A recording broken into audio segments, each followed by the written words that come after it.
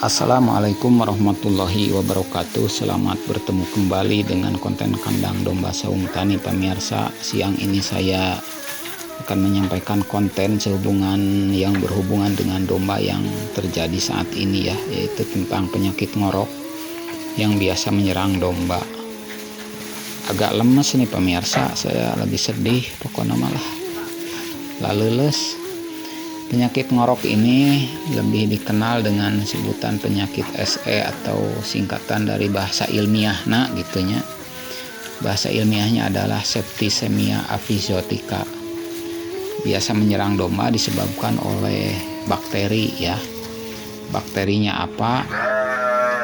Nah, ini domba yang terserang sudah mati, sudah meninggal dunia terserang oleh bakteri.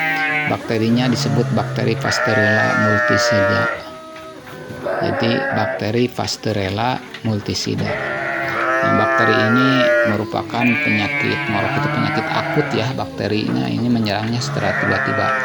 Jadi disebut penyakit akut itu penyakit yang datang secara tiba-tiba dan mendadak, hanya hitungan jam begitu.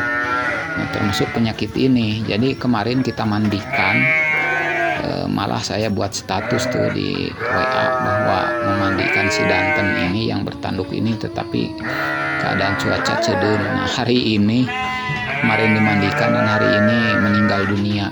Aduh, maut pemirsa gitunya, terus kesampak jengker. Nah, ini akibat bakteri. Bakteri ini gejalanya kemarin masih bisa makan, kemudian masih bisa berdiri dan lain sebagainya. Tapi tadi pagi saya begitu datang, domba ini lemah, lesu, kemudian tidak mau makan. Ketika saya raba, suhu tubuhnya tinggi, panas ya, kemudian ngorok. Nah, ngorok, jadi kedengaran ngorok sekali. Nah, ketika saya tinggalkan nyari rumput, pulangnya siang sudah seperti ini, seperti yang di depan ini, sudah meninggal. Jadi hanya beberapa jam ya. Ini mah bagian dari seni beternak pemirsa. Jadi gejalanya suhu tinggi, tubuh ngorok, kemudian feces-nya atau kotorannya agak encer seperti mencret gitu ya. Itu tanda-tandanya. Kemudian pencegahannya ini biasanya harus rutin divaksin ya. Domba itu setahun sekali menggunakan antibiotik oleh dokter hewan lah, mantri. Kalau saya kan tidak divaksin rutin boro-boro.